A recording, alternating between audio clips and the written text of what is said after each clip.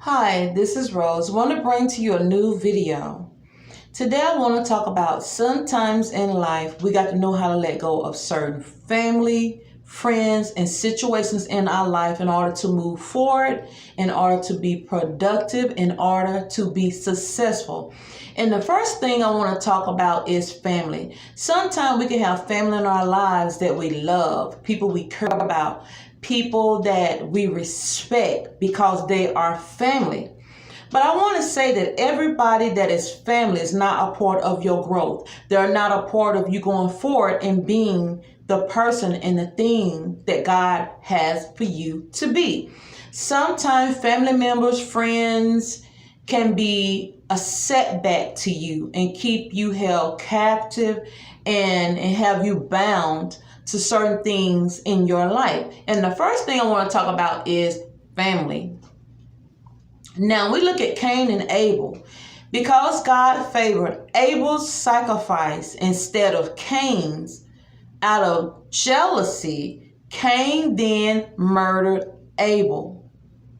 Now the firstborn Cain was jealous of Abel's sacrifice to God, and he murdered Abel. Now, when we look at this, I want to go a little bit into this because a lot of times we don't want to believe that family doesn't have our best interest in mind. Sometimes we don't want to believe that family is against us sometimes. Sometimes the ones closest to you can be your worst nightmare and be your worst enemy. Now, Cain murdered Abel because he was jealous of his sacrifice before God, because God favored Abel for his sacrifice. And he took the life of Abel. Now we look at this. I want y'all to look at this now. Abel did nothing to Cain. Abel hadn't disrespected Cain. Now Abel had his thing that he did because Abel was a shepherd. So he tended his flock. Cain was a farmer, so he tended the field. Now, each one of these men, which were brothers, Cain was the oldest, the firstborn, had their own thing that they was doing in life. But because Cain fell short of his sacrifice before God by sacrificing some before God that wasn't fruitful before God, and his best from his harvest in the field, he got jealous of Abel because of Abel's sacrifice. Abel sacrificed something that was his best. He brought his best before God, to sacrifice his best before God, and he was jealous of his brother. Now notice this. Abel hadn't did anything to Cain. He hadn't mistreated Cain, did anything to Cain. But because of Cain's jealousy, he murdered Abel. Took the life of his brother because of jealousy. And that is how a lot of times family can be, and friends can be, and people close to us can be in our life. They can murder our destiny and our growth and block us from going forward to being the best we can be in life because they're jealous. They don't want to see you be productive. They don't want to see the blessings on your life because they're falling short. So you always have to stay woke with the people around you and that's in your circle. Cain and Abel is the very perfect example. Cain murdered his brother for no reason. Then he was jealous because God favored him, because Abel chose to give God his best sacrifice, and he chose to give God his weakest. And I'm bringing these videos to y'all. I think this is the second video I'm bringing to y'all on stay woke about the people in the circle that you keep, because everybody for you ain't rooting for you. Everybody for you don't want to see you go forward and do something good with your life. So stay woke and keep your eyes open. Call if Cain can murder Abel just out of jealousy, because God favored Abel more than him. Imagine what your circle can do to you, even if it's family. So that means no matter who it is, whether it's family, friends, or who that's close to you, be watchful of who you keep around you. Be watchful who you keep in your circle, because everybody's not going to be rooting for you, and everybody's not going to be willing and wanting to support you in your endeavors in life. So in order for you to grow in life and be your best, there are some people, which is family, friends, and situations, you just got to let go and leave behind you so you can excel and go forward and do the best you can in life and be what God has for you to be. Now we're going to talk about Lot's wife. We're going to talk about Lot's wife now. Now, a lot of times in life, it's not just enough to let people go in your life, family, friends, and all those things. But once you let certain people go, certain things in your life go, you go forward and live your life. Wish them well, wish them blessings, but they are not meant to go the direction you are going. And you have to look forward and go forward to the direction that God has you to go. Now, Lot's wife, for example. Now, Lot's wife was turned into a pillar of salt for disobeying the angel's warning. By looking back at the evil cities, she betrayed her secret longing for that way of life. She was deemed unworthy to be saved. Now, when we talk about Lot's wife now, the angel had for them to go forward and told them, when I bring you out, don't look back. Don't look back at the city. Look forward. And that was the angel letting them know that you are leaving this behind and you going forward to blessings into your future. But when Lot's wife looked back, she was turned into a pillar of salt, because in her heart, even though the angel told her to go forward and not look back, she looked back because she still was longing for that what was behind her, for that place she used to have, where she had been. And when God moves us forward, away from people and things in our life, to go forward and not look back, that's exactly what it means. Don't look back. Go forward, because looking back at where you used to be and looking back where you used to have been, it makes you feel like sometimes you have a longing for, maybe I should have stayed there. Maybe I should have stayed in that place. Maybe I was better there. When God is trying to move you forward, you cannot go forward when God is trying to take you forward if you keep looking back at what God has bring you from. Keep looking back to where God has brought you from.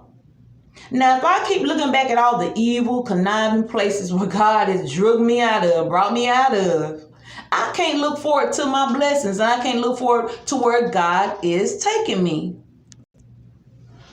Now, because Lot's wife was longing for, it says right here, by looking back at the evil city, she betrayed her secret longing for that way of life. And a lot of times when we look back at our past and we long for the things and the places that God has brought us from, it can hold us up and keep us from getting to our destiny of what God has for us to get to, because we keep looking back, and we keep missing and longing for where we used to be.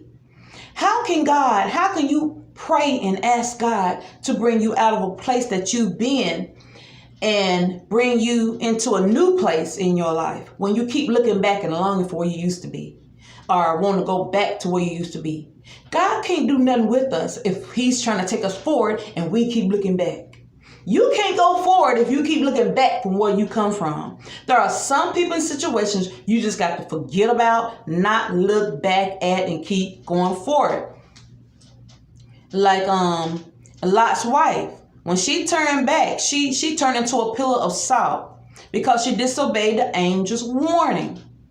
And some things God has brought us out of, he has warned us about. He's already warned us.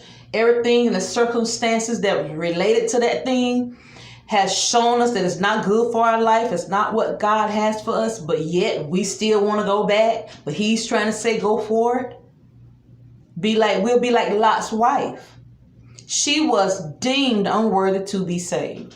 I don't want to be deemed as unworthy to be saved because I keep looking back at what I used to have. What I used to have, whether it was family, friends, or places, if it wasn't productive for my life and wasn't a part of my growth, I no longer need that in my life now. It's time to let that go. And also when we look at when God brought Israel out of Egypt, that's another perfect example. When God brought Israel out of Egypt, they wish they would have died in Egypt because they had become comfortable under captivity, being bound and enslaved to the Egypt. They wish they would have been still under the enemy's control and enslaved by the enemy, because they felt like what they had and what they was going through and what they had in Egypt was better than where God was trying to take them to. God was trying to take them to the promised land. Somewhere great with milk and honey, somewhere great, a place and somewhere great for their destiny. But because they got to a point where they started doubting what God was taking them, while they was in the wilderness, they started to doubt where God was taking them. They started to doubt what God was doing. And they felt like, well, we was better off in Egypt. And that's how some of us are right now, as God is taking us out of where we are, where we have been, and taking us to a better place. A lot of us feel like we were better off where we were. Well, I was better off with him. At least I knew him. I was better off with her. At least I knew her. At least I was better off in fornication and adultery and all the other 10 commandments that I was committing sin in, because at least I knew the situation. But when we are bound and we under sin, we are under captivity and bound and enslaved to that sin.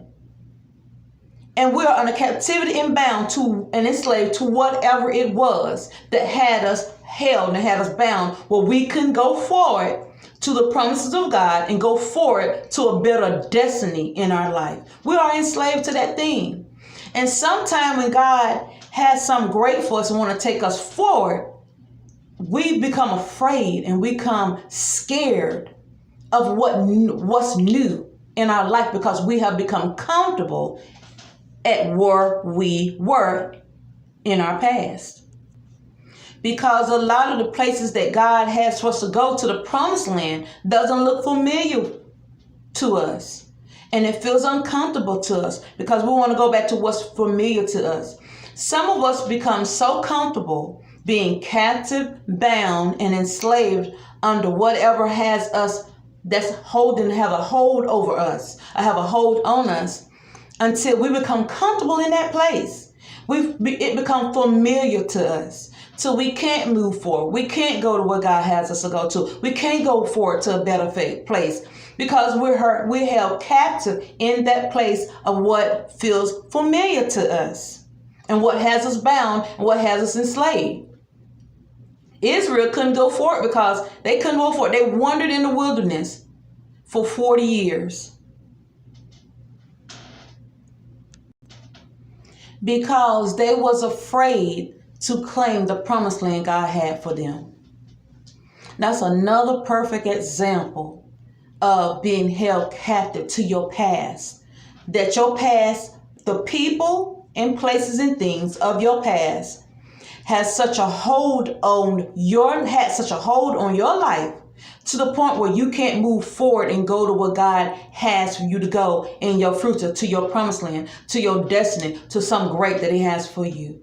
That you have to go back to where you used to be. Go back to the place you used to be. Go back to the same people that mistreated you, did you wrong, enslaved you, held you under captivity, had you bound, because that is familiar to you. But you can't go forward, but you rather go back. That was Israel for 40 years, one in the desert. So I brought to you Cain and Abel, Genesis 4, Lot's wife, Genesis 19, Exodus 12 and 51. Don't be held captive to things and people and places in your life that has you held under captivity. Have you held under captivity? Have you bound and have you enslaved to it? To the point where it's so familiar to you, you don't want to move forward. Get to a place in your life where you're willing to not be like Lot's wife. Be willing to let go, not look back, and go forward. Don't be like Israel.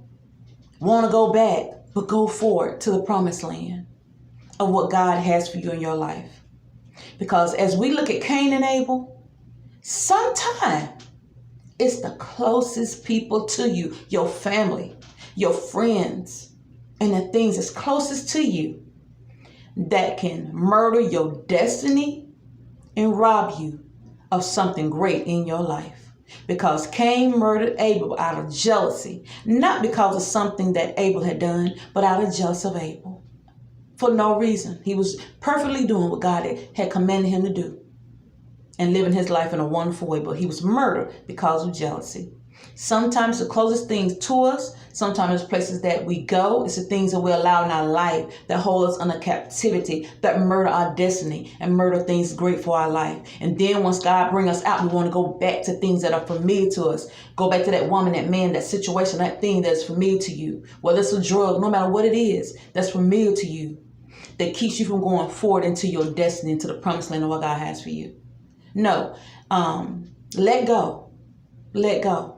Let go of some people, some friends, some situations. Let it go. Move forward. Don't be like Lot's wife, want to look back because you longing for what where you used to be. And don't be like the children of Israel. Want to go back because it's familiar to you. No. Let go of those family members, those friends, those situations, those things in your life that's not right for your life. Go forward to your destiny, what God got for you to go to and where you got to go in life, and don't look back. Pray for them. God bless them. You go forward. God bless you, brothers and sisters. God bless you.